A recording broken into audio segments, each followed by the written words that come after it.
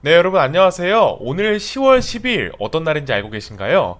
오늘은 세계 관절염의 날입니다. 비욘디에서 세계 관절염의 날을 기념해서 대한 류마티스 학회와 함께 특별한 라이브를 준비했습니다. 저는 진행을 맡은 비욘디 박준표 PD고요. 오늘은 관절염의 최신 치료와 임상 시험에 대해서 자세히 알아보고 이와 관련된 여러분들의 궁금증도 같이 해결해보는 시간 갖도록 하겠습니다. 오늘은 이 분야의 전문가, 대한류마티스학회와 대한면역학회에서 활동하고 계신 이은영 교수님 모셨습니다. 안녕하세요. 안녕하세요. 네. 네, 교수님 시청자 여러분께 간단히 소개 부탁드리겠습니다. 네, 안녕하세요. 저는 서울대학교 병원에 교수로 근무하고 있는 이은영이라고 합니다. 네, 오늘 이게 10월 12일이 세계 관절염의 날인데 이은영 교수님과 함께 관절염에 대해서 자세히 알아보고 또 관련 임상 시험은 어떤 것이 있는지 자세히 알아보겠습니다. 보시면서 궁금하신 게 있으시면 질문 많이 남겨주세요. 저희가 강의 중간 그리고 강의 끝나고 질문 답변 자세히 해드리겠습니다. 그럼 강의 바로 시작해 보도록 하겠습니다. 네, 오늘 제가 먼저 관절염 중에서도 류마티스 관절염이라는 질환에 대해서 먼저 말씀을 드리려고 합니다. 간단한 증례를 먼저 보여드리려고 하는데요. 63세 여자분이었고 1년 전부터 시작된 손가락과 무릎의 통증을 주소로 내원하셨습니다. 통증은 주로 손을 많이 쓴 후에 심해지는 양상이었고 아침에 일어나서 뻣뻣한 게 한 30분 정도 있어야 좋아진다라고 얘기를 했었고요.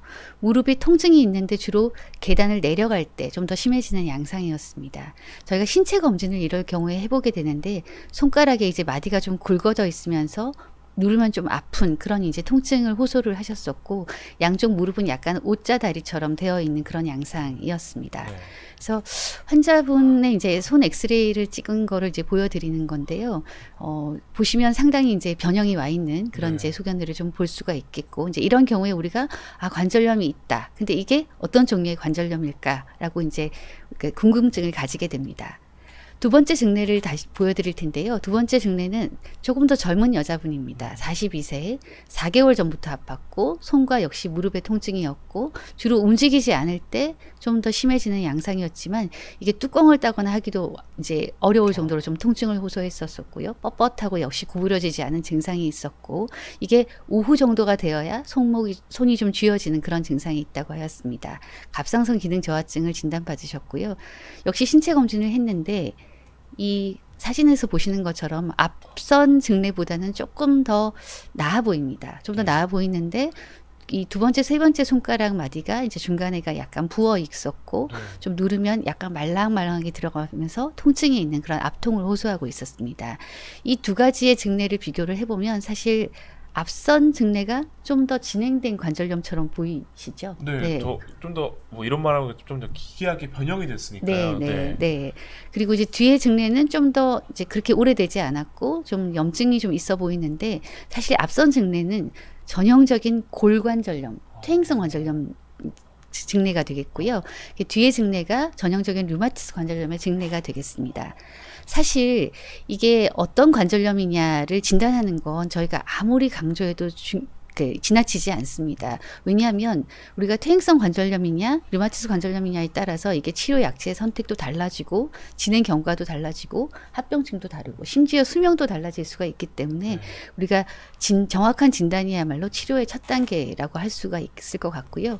류마티스 관절염의 진단이라고 찾아보시면 뭐 이렇게 7가지의 어떤 기준들이 나오게 됩니다. 이 기준 중에서 4가지 이상을 만족하면 우리가 류마티스 관절염이라고 진단을 하고 있고 이 중에서는 조조강직이라고 하는 아침에 이제 쥐어지지 않은 증상이 있긴 한데 손이 쥐어지지 않는 증상이 1시간 이상 지속되고 관절염이 3군데 이상이고 손가락 관절염이 있고 대칭적으로 나타나고 류마티스 인자가 있고 없고 이런 것들을 가지고 우리가 4가지 이상이 있으면 진단을 할 수가 있는데요. 최근에는 이제 조금 더 이른 시기에 진단을 해보자라고 해서 좀 더 새로운 분류 기준이 나오게 되었고 여기서 이제 조금 중요한 부분은 어쨌든 다른 관절염의 증거가 없는 상태, 다른 질환이 아닌 상태에서 염증성 관절염이 있을 때 우리가 류마티스 관절염을 의심한다라는 것이 좀 더 중요한 이제 소견이 되겠습니다. 이제 혈압 검사를 했을 때 많은 분들이 이제 류마티스 인자 검사 아마 검진에서도 많이 하셨을 것 같고요. 네. 그래서 많이 이제 들어보셨을 것 같고 류마티스 인자가 양성으로 나오면 이게 나 류마티스 관절염이 생기는 거 아닌가요? 이렇게 얘기를 많이 물어보시기도 합니다.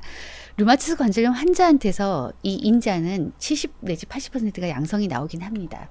그렇지만 일반인에서도 한 5% 이내에서는 양성이 나올 수가 있기 때문에 이게 있다고 해서 다 류마티스 관절염은 아니고요.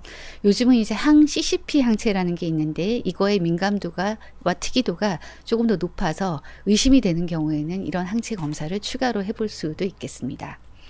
보통 관절염이라고 하면 뭐 아프고 붓고 뭐 뻣뻣하고 그다음에 진행이 되면 이제 변형이 생기고 기능이 떨어지고 이런 것들을 많이 이제 상상을 하실 것 같고요. 네. 이제 실제 진행은 이제 염증은 왔다 갔다 하게 되는데 기능의 장애는 이걸 치료하지 않으면 점점 이제 심해지게 되고 방사선학적으로도 점점 진행되게 됩니다. 그래서 이제 처음에는 약간 부었나 할 정도. 그다음에 이제 조금씩 변형이 진행이 되고 나중에는 이제 별로 아프지 않아도 심한 이제 변형을 관찰을 할 수가 있는 이런 상태가 되고요. 당연히 이렇게 초기에 이제 치료를 하는 것이 바람직하겠습니다. 이제 치료의 최신 경향이라고 하면 이제 원칙이 있습니다. 원칙은 뭐든지 이제 초기에 적극적으로 아주 타이트하게 치료를 하자라는 이제 그런 원칙을 가지고 있고요. 치료의 목표는 당연히 안 아프게 하고 변형도 방지하고 그다음에 내가 일상생활을 다 할 수 있게끔 만드는 것이 이제 치료의 목표가 되겠습니다. 네. 현재 이제 류마티스 관절염 치료의 역사를 보면 이게 버드나무 껍질에서 시작해서 우리가 이제 침상으로 왔다라고 얘기를 하는데요. 이제 이 버드나무 껍질에서 발견된 것이 이제 아스피린이 되겠고 아스피린이 발견된 이후에 이게 염증의 치료에 사용이 되다가 이제 1950년대에 여러분들 많이 알고 계시는 스테로이드라는 것이 이제 나오게 되었습니다. 사실 스테로이드를 사용함으로써 이제 굉장히 오랫동안 누워있던 관절염 환자가 벌떡 일어나서 사실 이게 이 스테로이드를 쓰면 류마티스 관절염은 완전히 치료할 수 있겠다라고 생각을 했었거든요. 근데 사실 이 스테로이드를 장기간 사용함으로써 우리가 이제 얻게 되는 굉장히 다양한 부작용들과 합병증 등을 네. 이제 겪게 되면서 지금은 이제 스테로이드를 아주 소량만 사용하거나 이제 초반에만 사용하는 그런 치료를 하고 있고 이제 1970년대 이후에 항암제로 처음에 개발되었던 메토트렉세이트라는 약이 이제 류마티스 관절염 치료에 도입이 되게 되었고요. 이후에 이제 2000년대부터는 우리가 질환을 좀 더 표적하는 그런 약제들을 많이 개발을 해서 현재 이제 널리 사용되고 있는 상태입니다. 이제 치료의 가이드라인을 이제 제시를 많이 하고 있는데 어쨌든 원칙은 진단을 정확하게 하고 진단한 다음에 치료를 3개월 이상 늦추지 마라. 라고 이제 가이드라인을 제시를 하고 있고요. 이제 염증이 좀 좋아지고 이 정도면 됐다가 아니라 좀 더 타이트하게 컨트롤해서 하나도 안 아프게 하나도 부어 있지 않게 하는 걸 목표로 해서 치료를 하라라고 권고를 하고 있습니다. 치료제를 선택할 때 저희도 굉장히 고민을 많이 합니다. 이제 효과가 좋은데 부작용이 좀 있는 약, 뭐 효과가 적은데 부작용이 적은 약. 이걸 이제 환자한테 선택하라고 할 수도 없죠. 사실 이제 그런 상황인데 뭐 당연히 뭐 치료 효과가 좋고 부작용이 적은 약제를 선택을 해야 합니다. 그래서 류마티스 관절염 자체가 굉장히 만성 질환이고 질환이 이제 진행됨으로써 삶의 질이나 수명에까지 영향을 줄 수가 있고요. 또 치료 효과가 좋으면은 굉장히 정상적인 생활이 가능하고 약제를 줄일 수 있고 끊어볼 수도 있기 때문에 우리가 이제 이런 것들을 이제 개인에 맞게 고민을 하면서 선택을 해야 되는 상황이고요. 뭐 이제 굉장히 다양한 약제들이 사용되고 있는데 아주 간단하게만 말씀을 드리면 뭐 비스테로이드 항염제, 우리가 이제 소염제라고 하는 그런 것들도 이제 증상을 조절하기 위해서는 사용되긴 합니다. 보통은 이제 약을 먹게 되면 이제 한 24시간 이내에 그래도 좀 덜 아프다든지 염증이 좀 가라앉는다든지 이런 거를 이제 경험을 할 수가 있게 되는데 이게 또 소염제 하면 잘 알려진 게 위장부작용 이게 잘 알려져 있고요. 그 위장부작용을 이제 없애기 위해서 이제 뭐 위장 보호제 같은 걸 같이 사용한다든가 소염제 중에서도 위장 부작용이 없는 약제를 선택한다든지 하는 식으로 해서 사용을 하고 있긴 하지만 이게 치료제로서의 역할은 그렇게 크지 않습니다. 스테로이드는 사실 강력한 항염증 효과를 갖고 있고 류마티스 관절염에서는 굉장히 소량을 사용하기 때문에 이제 사실 장기적으로 사용하지만 않는다면 굉장히 우리가 좀 많은 것을 얻을 수 있고 벌떡 일어났다고 했잖아요. 그렇죠. 그러니까, 예. 그래서 뭐 그런 이제 우리가 증상을 좀 빨리 좋아지게 해서 내가 빨리 일상생활에 복귀를 할 수 있게 하는 이제 그런 역할은 할 수 있지만 장기간 사용하는 것은 좀 주의를 해야겠고, 그래서 우리가 브릿지 세라피라고 해서 가교 역할을 하는 그런 역할이 있다라고 생각을 하시면 될 것 같습니다. 전통적인 합성형 류마티스 약제들이 많이 있는데, 아까 제가 보여드렸던 그 메토스트렉세이트라는 약을 아주 소량 사용하거나 설파살라진, 레플루노마이드, 항말라리아제 같은 것들을 이제 면역 세포를 조절하기 위해서 사용을 하기도 하고요. 이제 이런 약제들은 썼을 때 그 효과가 조금 늦게 나타나는 단점을 가지고 있기 때문에 한 3개월 이상 사용해봐야 이제 실제 효과가 있는지 없는지를 알게 되는 그런 단점을 갖고 있기도 하고, 또 하나를 사용하는 것보다는 두세 개를 같이 사용하는 것이 좀 더 효과가 좋은 것으로 알려져 있습니다. 이제 마지막으로 이제 제가 소개해드릴 생물학적 제제나 다른 표적 합성 류마티스 약제 같은 것들이 등장하게 된 배경에는 사실 우리가 류마티스 관절염을 치료할 때 이 약을 써봤더니 좋더라 라는 것보다는 이 질환이 왜 생길까? 이 질환에서는 어떤 일이 벌어지고 있을까를 이 관절안을 잘 살펴봤더니 굉장히 다양한 세포와 염증 물질들이 얽혀 있다라는 것을 알게 되었습니다. 그래서 이 염증 물질들이나 세포 자체를 좀 조절해주는 그런 약제를 사용하면 우리가 훨씬 더 이제 질환을 이제 잘 치료할 수 있겠다라는 생각을 하게 되었고요. 그래서 현재는 이 생물학적 제제라는 것들이 많이 사용이 되고 있고, 각각의 염증 물질을 잡는 그런 약제, TNF-알파라든지 IL-6, 인터루킨-6라고 하는 그런 염증 물질들을 잡는 약제들도 있고, 세포 자체를 조절하는 그런 약제들도 있습니다. 이런 약제들이 다양하게 지금 많이 사용이 되고 있고요. 최근에는 이제 경구 약제, 앞서 말씀드린 생물학적 제제들은 대부분 주사 제제인데, 경구 약제들 중에서도 표적 합성 류마티스 약제라는 것들이 많이 나와 있어서 이러한 약제들이 이제 하루에 한 번 정도 복용을 하면서 다른 약제들을 많이 줄일 수 있는 그런 약제들로 지금 이제 많이 소개가 되고 있고, 우리나라에서도 많이 사용이 되고 있습니다. 완치가 되냐 굉장히 궁금하실 것 같긴 아까 한데요. 질문이 있었거든요. 네. 근데 완치율이 상당히 있습니다. 이제 네. 이게 굉장히 옛날 데이터임에도 불구하고 한 15에서 20% 정도 완치될 수 있다라고 얘기를 하고 있고요. 뭐 완전 관해라는 표현을 저희가 더 많이 쓰긴 하는데, 네. 아프지 않고 부어 있지도 않고 일상생활이 다 가능한 그런 관해가 잘 유지가 되면 그다음에 완치라고 표현을 할 수가 있을 것 같고요. 근데 실제 진료 현장에서는 뭐 굉장히 이런 많은 질문들을 주시기도 합니다. 걱정도 많이 하시죠. 네. 맞습니다. 뭐 이게 아직까지도 원인을 모르나요? 뭐 치료는 어떻게 해야 되나요? 치료 완치되는 약은 없나요? 이런 증상이 있는데 이것도 류마티스 때문인가요? 이렇게 질문들이 많이 있으신데요.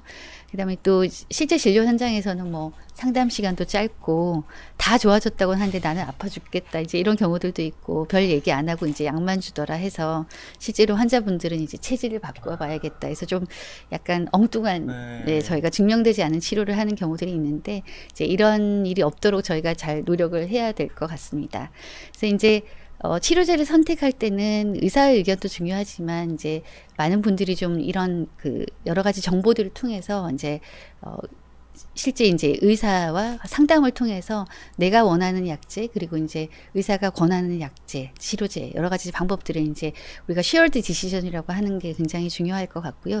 또 이제 앞으로는 좀 더 정밀한 데이터에 기반한 개인별 맞춤 치료에 대한 추구가 필요할 것으로 생각이 됩니다.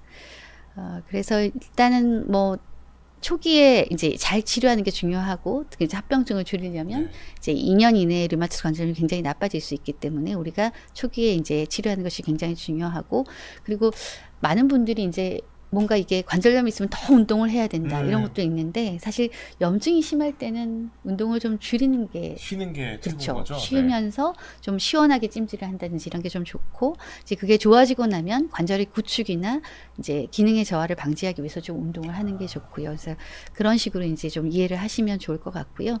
그래서 이제 저희가 이런 교육, 휴식에 관한 것, 그리고 운동에 대한 가이드라인도 드리긴 합니다만, 이게 이제 이론은 쉬운데 이제 실제 하기가 쉽지는 않은 것 운동 같습니다. 다들 잘 안 하려고 하죠. 네.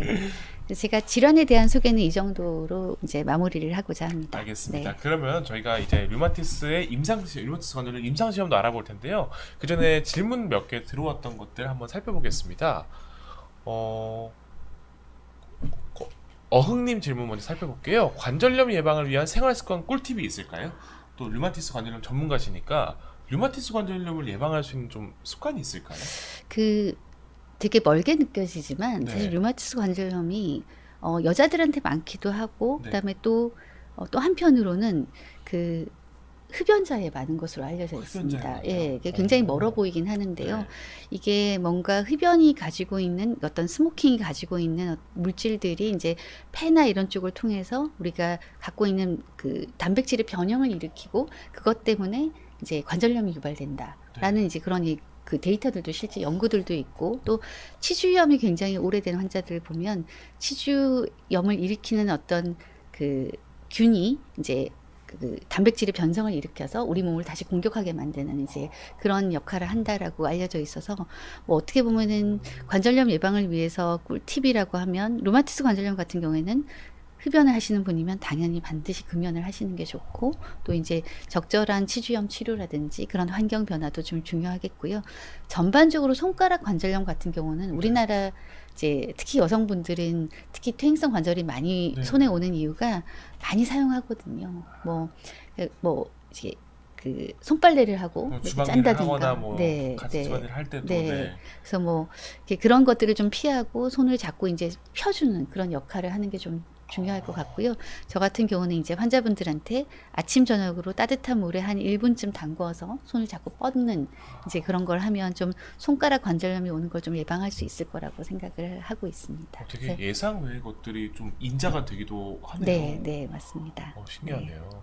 그리고 아까 그 밑에 이은영님 되게 좀 질문 궁금해하셨는데 성함이 똑같아요. 네, 같은 네. 여동생이 류마티스 관절염으로 정말 고생했다고 하십니다. 34상에 발병해서 인공관절 수술을 둘 다 무릎을 둘 양쪽 하셨고 고관절까지 수술을 했는데 50이 넘은 지금에야 좀 잘 걷고 건강한데 류마티스 관절염은 완치가 없다고 들었는데 완치를 목적으로 한 임상 시험도 진행되고 있는지 궁금합니다.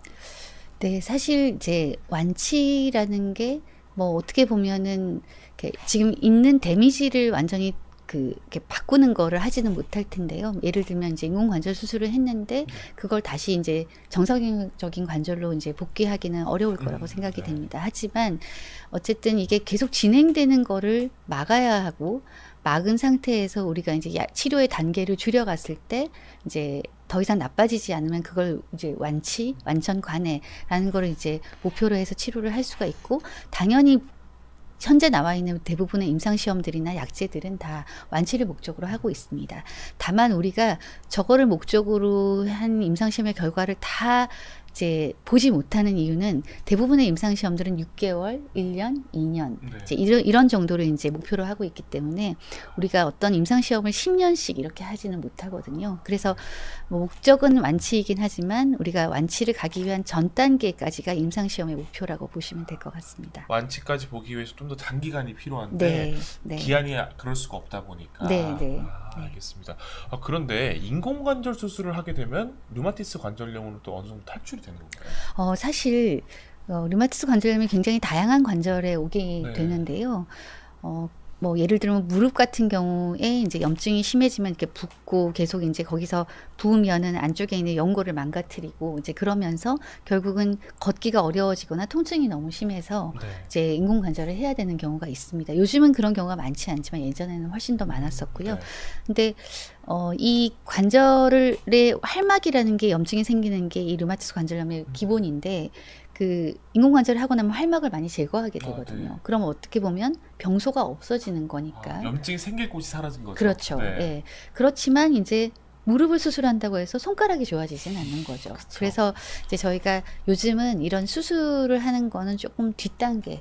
이제 다 좋아졌는데 무릎만 남아 있다. 최후의 그렇죠. 수단인 거죠. 예, 네. 약물 치료를 열심히 하고 했는데도 안 되는 경우에는 이 부분은 우리가 수술로서 해결하는 것이 좀 더 좋겠다라고 할 때는 수술하는 경우가 있습니다. 알겠습니다. 아까 이인현님이 되게 이 방송 기다렸다고 궁금하셨다는데 네. 꼭 답변이 되셨으면 좋겠습니다. 그럼 저희가 이제 나머지 질문들은 임상 시험에 대한 정보를 조금 더 알아보고 확인해 보도록 하겠습니다. 그러면 요거죠. 네, 확인해 보겠습니다.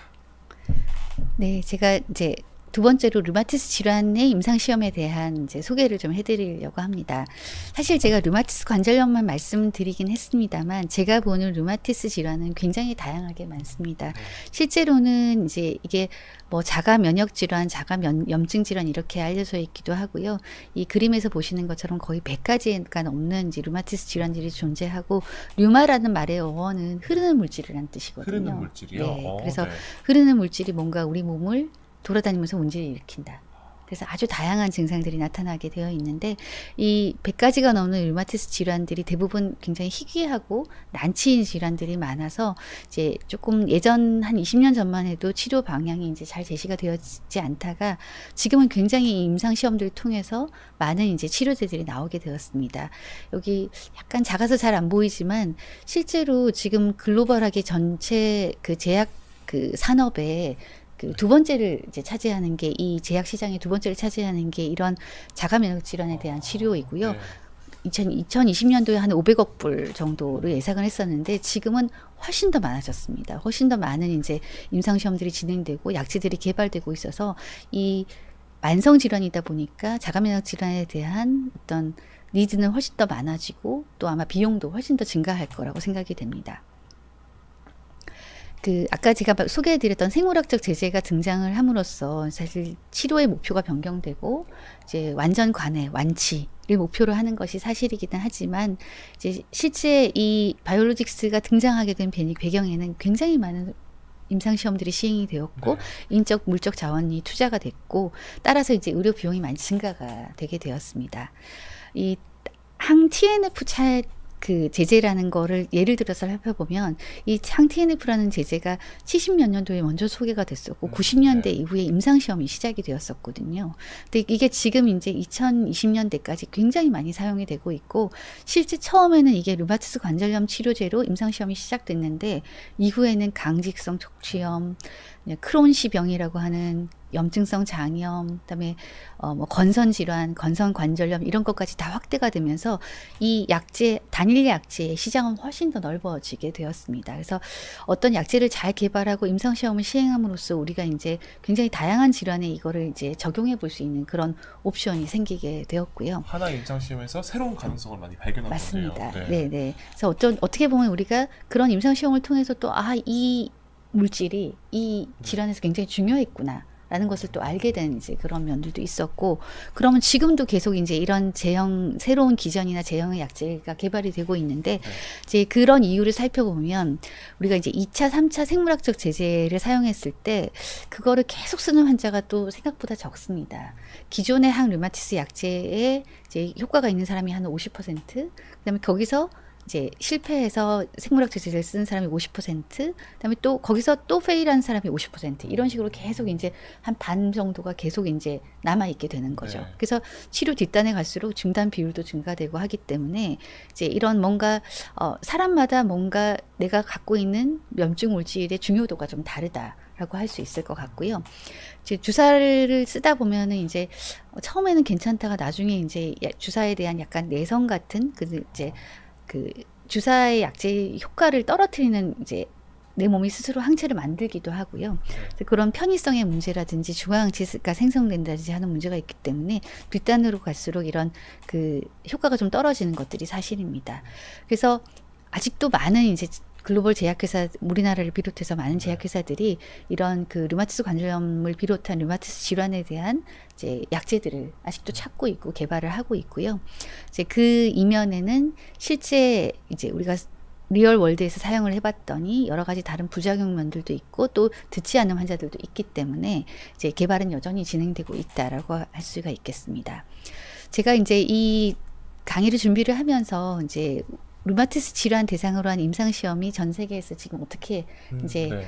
진행되고 있는지를 좀 찾아봤는데 우리나라에서 이제 코넥트라고 하는 포털 사이트에 이제 이런 보고들이 잘 나와 있는데요. 거기서 살펴보면 사실 예전에는 훨씬 더 많았는데 대부분이 이제 암에 대한 임상 시험들이 많지만 여기 노란색으로 이제 쳐진 게 류마티스 관절염이거든요.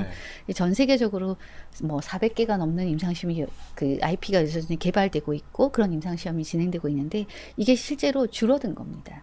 원래는 지금 15위로 랭크되어 있는데 훨씬 높았던 거죠. 네, 훨씬 더 많았었습니다. 그래서 이런 이제 임상시험들이 여전히 이제 많이 이제 적용이 되고 있고 또 여전히 개발되고 있다. 뭐 어떻게 보면 청신호인 거죠. 그쵸, 예, 네. 이제 더 이제 우리가 아직도 나올 게 많다라는 건 청신호인데 어쨌든 이런 임상시험들이 많이 진행이 되고 있고 제가 이제 저의 이제 이런 질환에 대한 치료 경력을 좀 정리를 하다가 보니까 이제 오른쪽에 보이시는 게 제가 이제 연구 책임자로 임상시험을 했던 리스트이거든요. 많이 하셨네요. 네. 제가 사실은 한 10몇 년 동안 저도 이렇게 많은 임상시험을 제가 연구 책임자를 했다는 걸 몰랐었습니다. 네. 근데 뭐 그 이전에는 이제 임상 책임자가 아니라도 많이 임상시험을 참여를 했었고 여기에 이제 리스트를 잠깐 보시면 SL이라는 질환도 보이실 거고 스파라고 하는 질환도 보이실 거고 AS라고 하는 강성 소수염도 보이고 예전에는 류마티스 관절염에 대한 임상시험들이 굉장히 많았었고요. 네.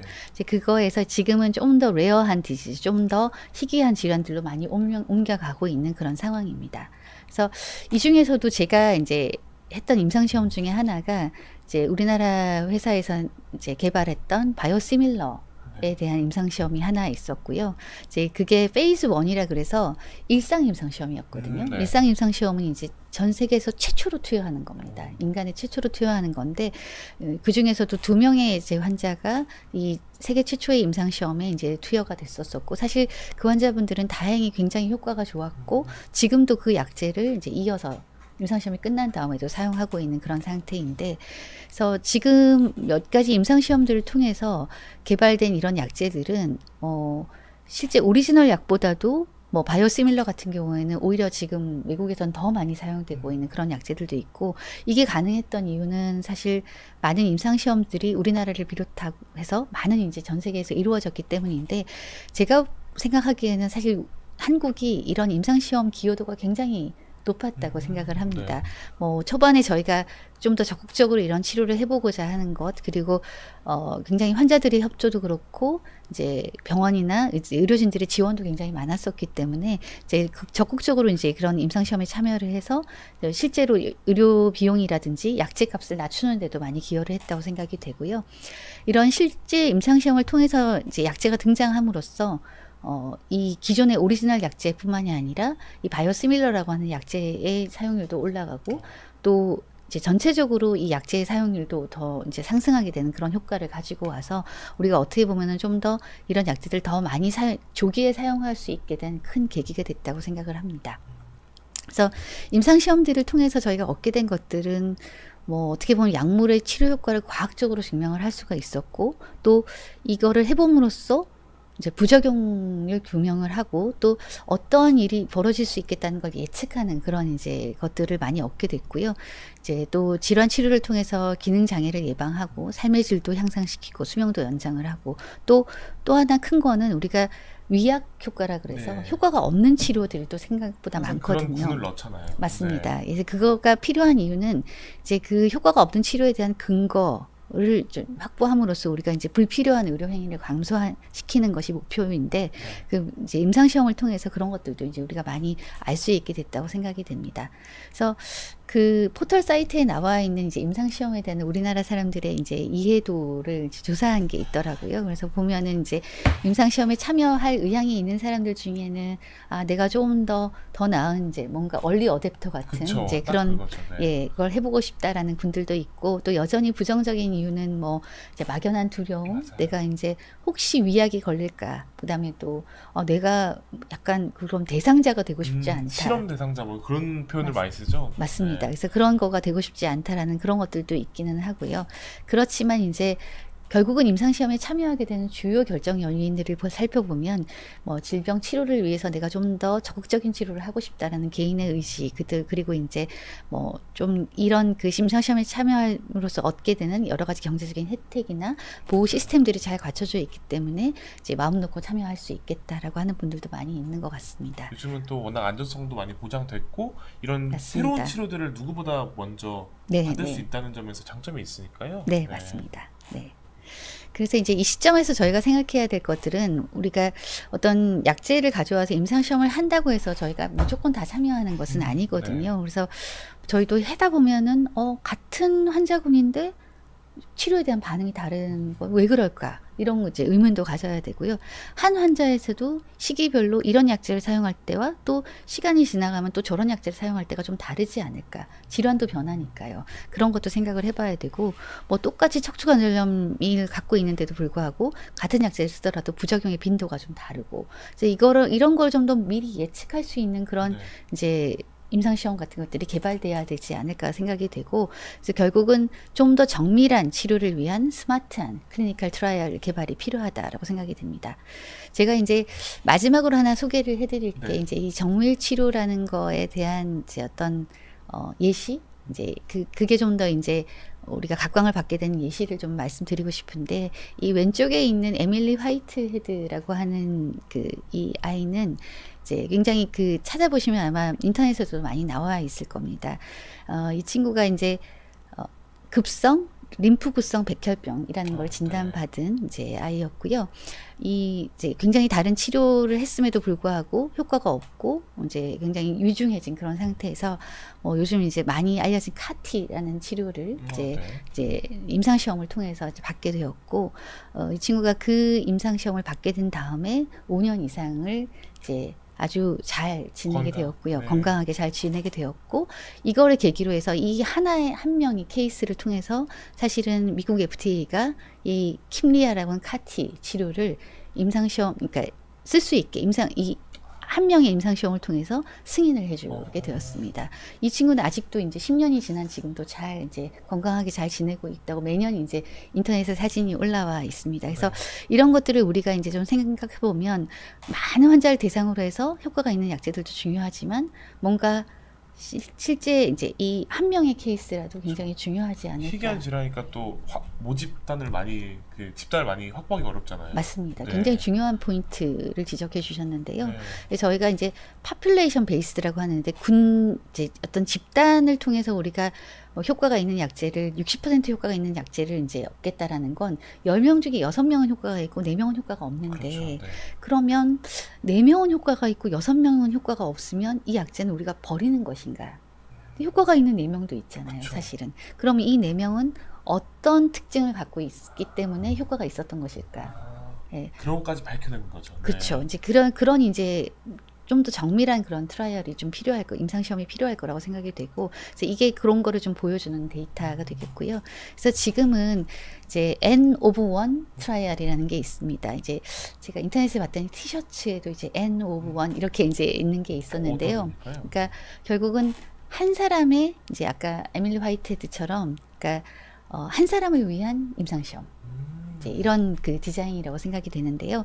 그 사람이 가지고 있는 어떤 특이한 백그라운드 환경과 또 질환과 그다음에 여러 가지 이제 뭐 동반 질환이라든지 그런 것들을 다 고려했을 때 내지는 유전체 어떤 데이터라든지 그런 것들을 고려했을 때 우리가 기존에 있는 약제들 중에서 찾아볼 수 있는 어떤 옵션도 있을 것이고 새로 개발되는 약제를 여기다 가져다 볼 수도 있을 것이고 이런 뭔가 좀 더 정밀한 맞춤 치료의 트라이얼들이 우리나라에서도 이제 일부 시행되고 있고 또 이제 앞으로도 시행될 거기 때문에 우리가 이제 이런 의미에서 임상시험이라는 것들이 뭔가 집단이 아닌 개인에 대한 어떤 맞춤 어떤 트라이얼로도 진행될 수 있다라는 것을 좀 마지막으로 이제 소개를 해드리고 싶었습니다. 근데 되게 네. 이런 건 되게 의미 있는 게 사실 임상시험하면은 되게 대규모고 네. 많은 사람들을 위해 뭐 필요하다 이렇게 생각하는데 이렇게 희귀병 환자라든지 한 네. 명 특이한 뭐 유전자나 그런 거 네, 가진 네. 사람한테는 이런 게 정말 필요하겠네요. 네, 네. 네. 사실 저도 제 친구 중에 좀 희귀병을 앓는 뭐 샤르코마니투스 아, 질환을 네, 앓는 네, 네. 친구가 있는데 저도 이런 임상 시험을 받아보는 게 어떻냐 네, 저도 한번 네. 추천을 해줬거든요. 요즘 워낙 안전하니까 네. 이런 자료들을 보니까 참 임상 시험이 중요한 것 같습니다. 네, 맞습니다. 네, 그러면은 이제 임상 시험 관련된 질문들도 많이 올라왔는데요. 한번 확인해 보겠습니다. 쿠쿠프리님 질문 살펴보겠습니다. 관절염 분야 임상 시험도 많이 이루어지나요? 류마티스 관절염에 사용하는 신약들 궁금합니다. 아까 말씀해 주시긴 했는데 간단히 네. 한 번만 또 말씀 부탁드릴게요. 네, 사실 이제 류마티스 관절염이 정말 임상시험이 제일 많이 이루어진 그런 질환이라고 이제 알려져 있고 좀 네. 지금도 여전히 이제 많이 이루어지고 있습니다. 근데 지금 우리나라에선 사실 굉장히 많은 류마티스 관절염 치료의 무기들이 이제 보험급여 안에도 들어와 있고 또 많이 사용할 수가 있기 때문에 어떻게 보면 지금 류마티스 관절염에 대한 치료 임상 시험은 조금 동유럽이라든지 네. 조금 다른 국가, 전 세계 다른 국가로 좀 더 확대해 가고 있는 그런 상황이고요. 신약들은 아까 제가 앞선 강의에서 소개드렸던 것처럼 주사 제제로 있는 생물학적 제제라든지 아니면 이제 뭐 먹는 이제 경구약제 중에서도 표적 치료제들이 많이 사용이 되고 있는 상태입니다. 네, 알겠습니다. 그러면은 이서연님 질문 한번 살펴보겠습니다. 60대 어머니께서 관절염이 심하다고 하십니다. 임상시험을 참여하려면 어떻게 해야 하나요? 말씀해 주셨습니다. 네, 그 이제 사실 아마 보고 계시는 의료진께서 이제 임상시험에 대한 이제 안내를 좀 해주실 수 있을 것 같고요. 그 다음에 이게 개인적으로도 좀 찾아볼 수 있는 사이트들이 많이 맞습니다. 있습니다. 네. 그래서 요즘은 이제 임상시험, 국가 임상시험 이제 지원재단이라는 것도 있고, 임상시험 이제 지원 포탈이라는 네. 것도 만들어져 있어서, 한국 임상시험 참여 포털 있죠. 네. 네, 그래서 거기에 가시면 굉장히 다양한 질환에 대한 어떤 임상시험들이 소개가 되어 있고, 또 뭐 그것도 좀 어려운 경우에는 그 다니고 있는 병원에 임상시험 센터 같은 것들이 있습니다. 임상시험 센터의 홈페이지 같은 거를 보셔도 이제 뭐 류마티스 관절염 내지는 뭐 척추 관절염 이런 것들을 치게 되면 이렇게 검색을 해보게 되면 이루어지고 있는 이제 임상시험들이 있으니까 그런 것들이 좀 참여가 가능한지 네. 그런 것들을 좀 한번 문의를 해보시면 좋을 것 같습니다. 알겠습니다. 이따가도 한 번 더 말씀드리겠지만 말씀해 주신 대로 뭐 식약처나 한국 임상시험 참여 포털 등의 여러 포털 사이트에서 임상시험을 참여할 수 있으니까요. 한번 알아보셨으면 좋겠습니다. 그러면은 다음 질문 한번 살펴보겠습니다. 동원참치님 질문인데요. 현재 이런 관절염 분야에서 가장 활발하게 이루어지는 임상시험은 어떤 분야일까요? 네. 질문 주셨습니다. 그 사실 이제 류마티스 질환 분야 중에서 가장 많이 이제 활발하게 이루어지는 임상시험은 사실 예상은 하시겠지만 임상시험은 결국 뭐 제약업체로서는 이제 돈이 되는 이제 그쵸. 그런 쪽에서 임상시험이 신약개발 이런 맞습니다. 건가요? 예, 네. 그렇기도 하고 일단 사실 희귀 질환보다는 많은 질환 그리고 오랫동안 이제 약제가 사용될 수 있는 그런 질환에서 이제 임상시험이 많이 이루어지긴 했었습니다. 그래서 이제 류마티스 관절염이 많았었고요. 또 최근에는 척추 관절염, 강직성 척추염을 비롯한 척추 관절염에 대한 임상시험도 우리나라에서 꽤 많이 이루어졌었고 전 세계적으로도 많이 이루어지고 있습니다. 더 나아가서는 최근에 이제 뭐 루푸스 같은 굉장히 희귀한 그런 질환, 뭐 쇼그렌 증후군 같은 이제 자가면역 질환들에 대한 임상 시험들이 조금 더 많이 이제 이루어지고 있고, 제가 최근에 이제 좀 주도적으로 하게 된 임상 시험 중에 하나는 모든 약들이 다 제약회사 개발한 거를 다 오는 건 아니고요. 네. 저희가 공동으로 참여를 해서 같이 개발을 하거나 또 이제 의료진들이 보기에 이 약은 이 질환에 해볼만 하겠다 그래서 연구자 주도 임상이라는 것도 있습니다. 네. 그래서 연구자 주도 임상을 하게 되면 기존의 약제들 중에서 우리가 생각하기에 이 질환에 충분히 해볼 수 있겠다라는 그런 것들도 있어서 그런 그 임상 시험들이 진행이 되고 있는데 염증성 근육염이라든지 이런 좀 더 희귀하고 다른 치료제가 별로 없는 그런 질환들에서도 임상시험이 이루어지고 있거든요. 그래서 내가 좀 어려운 질환을 갖고 있다고 할지라도 굉장히 다양한 임상시험들이 이루어지고 있으니까 좀 검색도 해보시고 또 그거가 이루어지고 있는 기관에 직접 문의도 해보시는 것도 좋을 것 같습니다. 아까 또 말씀하신 것처럼 하나의 임상시험에서 다양한 활용도를 또 발견하는 경우도 많으니까 맞습니다. 그런 네. 것처럼 되게 여러 임상시험을 진행 중이라고 하십니다. 그 다음은 이제 라푼젤님 질문 한번 살펴볼게요. 어머니께서 어깨가 아파서 골다공증 검사를 했는데 뼈 나이가 70세가 넘은 뼈 나이로 나와서 일주일에 한번 약을 드시고 계신데 어떤 약을 추가해 먹어야 좋아질까요? 나이 64세 여성입니다. 네. 이게 이제 골다공증은 네. 뭐 오늘은 제가 소개를 드리지는 네. 않았는데 어쨌든 골다공증은 치료가 가능합니다. 요즘 뭐 굉장히 약제들도 많이 나와 있고요. 그렇죠, 네. 먹는 약부터 시작해서 주사, 뭐 3개월에 한 번 맞는 주사, 6개월에 한 번 맞는 주사라든지 굉장히 여러 가지 약제가 많이 사용되고 있고, 추가로 먹는다기보다는 이제 칼슘 비타민 D 같은 것들은 이제 재료니까 일단 좀 이제 충분히 공급이 필요할 것 같고, 이제 그거를 이제 요리하는 요리사가 필요하겠죠. 그 요리사들이 많이 나와 있기 때문에 이제 기존의 약재가 잘 듣지 않는다 그러면 좀 바꿔서 사용하는 것이 필요하실 거라고 생각이 됩니다. 알겠습니다. 요즘은 정말 궁금해요. 저도 아까 사진 보여주시긴 했지만 코코프리님이 류마티스 관절염 진단이 늦어지는 이유도 궁금하고 일반 퇴행성 관절염과 어떤 증상의 차이가 있을까요? 이렇게 질문 주셨습니다. 네, 류마티스 관절염 진단이 늦어지는 이제 이유가 사실 이게 나이가 들면 다 관절이 아프긴 그쵸. 하잖아요. 근데 그거를 이제 우리가 잘 모르고 지내는 경우들도 많고, 아까 제가 증례에서 보여드렸던 것처럼 별로 많이 붓지도 않은 것 같고, 나는 그렇게 잘 모르겠는데, 이제 검사를 해보니까 염증이 굉장히 높은 경우들도 있거든요. 다만, 사실 이제 퇴행성 관절염 같은 경우는 이제 쓰면 훨씬 더 아픕니다. 근데 네. 류마티스 관절염은 새벽에 훨씬 더 아프고, 그다음에 이게 아까 제가 조조 경직을 말씀을 맞아요. 드렸는데 이게 퇴행성 관절염 같으면 그냥 아침에 일어나서 뻣뻣하긴 해도 금방 이렇게 쥐어지는데 류마티스 관절염은 거의 관절이 부어 있는 경우가 굽어지지가 많고요. 않는 정도로. 네, 이제 거의 이게 쥐어지지 않기 때문에 실제로 주먹이 쥐어지지 않으세요라고 물어보는 경우가 더 많고요.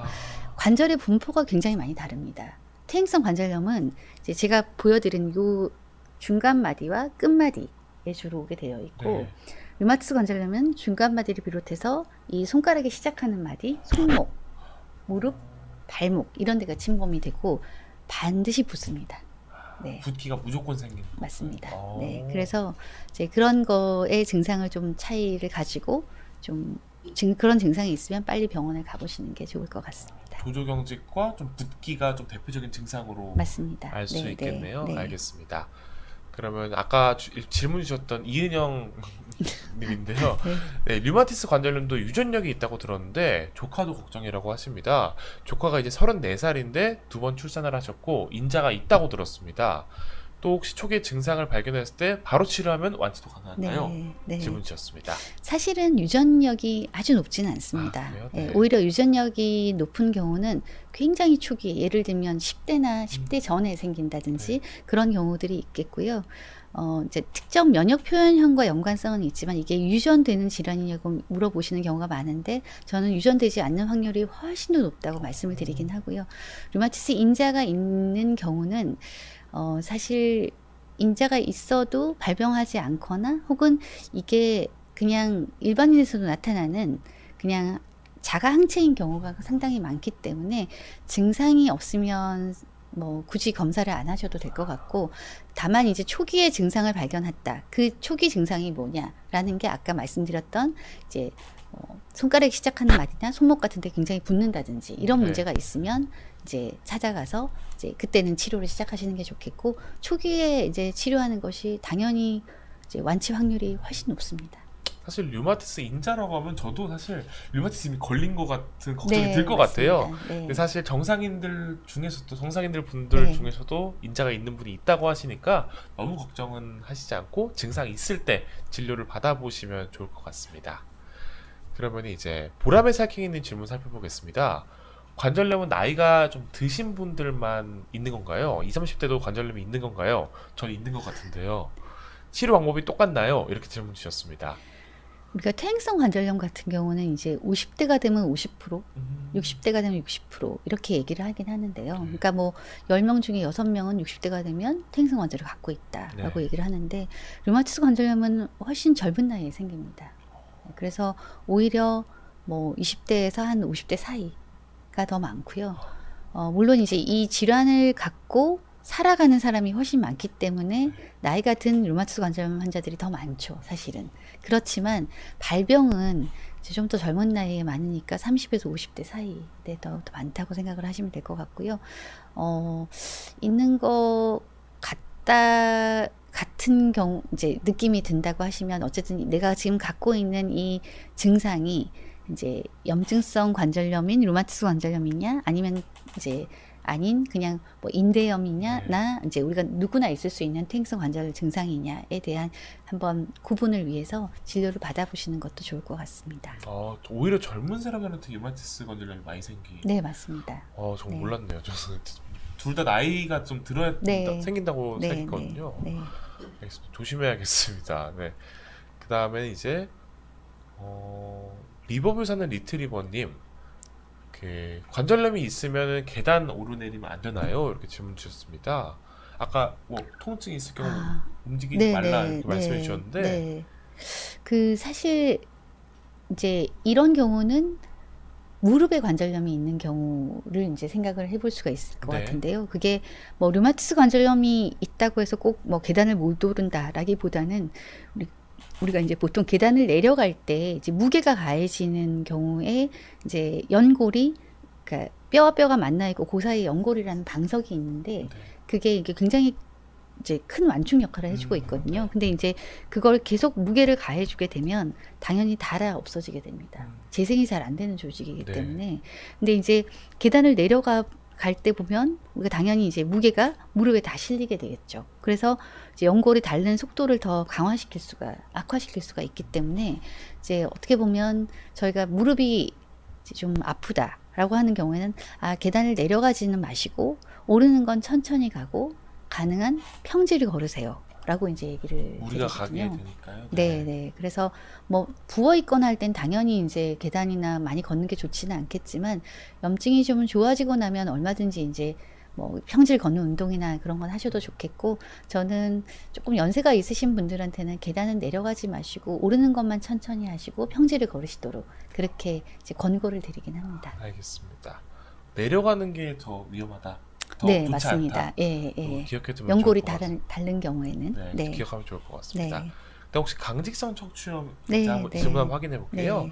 준님인데요. 강직성 척추염 인자가 있다고 합니다. 혈액 검사를 했는데 형제 중에 이걸 알았던 사람도 있고요. 증세가 거의 없는 경우가 있다고 해서 좀 걱정이 된다고 하십니다. 네, 그 강직 척추염이라는 질환은 이제 류마티스 관절염하고는 달리 네. 척추에 염증이 생기고 그 근육이 인대가 되어서 이제 뼈에 부착하는 부위, 뭐 아킬레스 건염 이런 것들이 잘 생기는 그런 질환이거든요. 그래서 네. 그 강성 척추염은 결국 이 이름에서 보시는 것처럼 척추에 강직이 이제 오고 위아래로 이어지는 그런 변화가 생기는 질환인데 우리나라에서는 꽤 많습니다. 그래요? 우리나라는 네. 꽤 많고 한 전 인구에서 한 4만에서 5만 명 정도가 있다고 지금 통계적으로 나와 있긴 하고요. 근데 이게 인자라고 하는 게 류마티스 인자하고는 좀 다르게 강직 척추염에서 잘 생기는 그런 인자는 면역 표현형인데 HLA B27이라고 하는 이제 면역 표현형입니다. 네. 이제 그게 강직성 척추염 환자의 90%에서 그걸 갖고 있거든요. 그러면 그 아까 류마티스 인자는 있어도 너무 걱정할 필요는 없을 네, 수 네, 있지만 네, 요건 네. 좀 걱정을 해야 되는 거네요. 근데 네. 우리가 우리 전체 인구에서 그 HLA B27을 갖고 있는 경우가 4% 정도 됩니다. 꽤 높죠. 네. 근데 그러면 이제 우리가 강척추염은 사실은 인구에서 한 0.3%밖에 안 네. 되거든요. 그러니까 어떻게 보면 그걸 갖고 있어도 그 중에서 아주 일부만 질환이 생기는 거죠. 그것도 너무 걱정할 필요는 없는 네, 거네요. 맞습니다. 네. 다만 이제 형제가 있고 그리고 이제 그런 HLA-B27을 갖고 있기 때문에 혹시 이것도 초기에 이제 허리나 엉치 쪽에 굉장히 아픈 증상들이 생기거나 뻣뻣해지는 증상이 생기면 한 번쯤은 검사를 해보시는 게 좋을 것 같고요. 지금 그걸 갖고 있다고 해서 그거는 누구나 갖고 있을 수 있는 면역 표현형이기 때문에 너무 걱정하지 않으셔도 되겠습니다. 아까랑도 어떻게 보면 비슷한 대답이 될 수 있는데 인자만 있다고 해서 너무 걱정할 필요는 없다. 네, 맞습니다. 이게 발현이 되는 증세가 있으면은 네, 네. 진료를 받아보시면 좋을 것 같습니다. 네. 저는 아까 90%가 있다고 하길래 네, 좀 위험한 네. 거 아닌가 했는데 네, 네. 사실 그런 건 아니었네요. 네. 알겠습니다. 그러면 마지막으로 한 가지 질문만 살펴보겠습니다. 조금 밑으로 이거 궁금하네요. 윤희님 질문입니다. 선생님께서 임상시험 하셨던 약 중에 FDA 허가를 받으신 약이 있을까요? 이 질문 네네. 그 저희가 보통 글로벌 제약회사에서 했던 임상시험들 중에서 대부분은 FDA 승인을 받았습니다. 네네. 근데 이제 그게 저희가 주도한 거는 사실은 아닌 거죠. 어떻게 보면 이제 미국 FDA 승인을 받을 때 혹은 한국 FDA 승인을 받을 때 우리나라에서도 기준이 좀 이제 스트릭트해서 저희가 한국에서 일정 그 환자들이 이제 N수가 들어가야만, 그러니까 일정 명수 이상이 여기에 참여해야만 우리나라 FDA도 승인을 해주거든요. 네. 그래서 그런 의미에서도 저희가 일부러 임상시험을 더 참여하는 경우들도 있습니다. 그래서 실제로 많은 임상시험 참여했던 약들 중에서 허가가 안 되거나 혹은 뭐 가다가 중단된 경험들도 있긴 하지만 상당히 많은 수가 FDA 허가를 받았고요. 이제 앞으로 나아가서는 아까 마지막에 제가 보여드렸던 그런 좀 더 스마트한 이제 정밀 이제 임상 시험을 통해서 저희가 FDA를 받는 좀 더 너무 많은 사람들을 대상으로 하지 않고 좀 더 스몰한 소규모의 환자를 대상으로 한 특정한 것도 사람들, 예, FDA 허가를 받는 그런 이쪽으로 가야 되지 않을까 생각을 하고 있습니다. 알겠습니다. 오늘 이렇게 질문도 살펴봤고 오늘 관절염의 어떤 병인지 그리고 임상시험 어떻게 진행되고 있는지 자세히 살펴봤습니다. 아까도 말씀드렸지만 마지막으로 한 번 더 말씀드리면 새로운 임상시험 어떻게 참여할 수 있을까요? 네, 사실 임상 시험에 대해서는 뭐 류마티스 질환뿐만 아니라 다양한 이제 질환들에 대해서 식약처 홈페이지 같은 네. 데서 나와 있고요. 이제 국가 임상 시험을 지원하는 그런 포털들도 마련되어 있고 재단들도 있기 때문에 또 각 병원의 어떤 임상 시험 센터 사이트 같은 것도 또 찾아보실 수 있을 것 같습니다. 알겠습니다. 말씀해주신 대로 식약처나 한국 임상시험 참여 포털을 통해서 여러 임상시험을 한 번에 찾아볼 수 있는데요. 승인된 임상시험도 직접 볼 수 있고 시청자 여러분들도 직접 참여 의향서 작성을 통해서 임상시험에 참여할 수 있는 기회를 가지실 수 있으니까요. 한국 임상시험 참여 포털에 많은 관심 부탁드리고 한번 직접 들어가 보셔서 정보를 확인해 보셨으면 좋겠습니다. 네, 오늘 이렇게 관절염에 대해서 특히 류마티스 관절염에 대해서 자세히 알려주셔서 감사드립니다. 마지막으로 시청자분들께 인사 말씀 부탁드리겠습니다.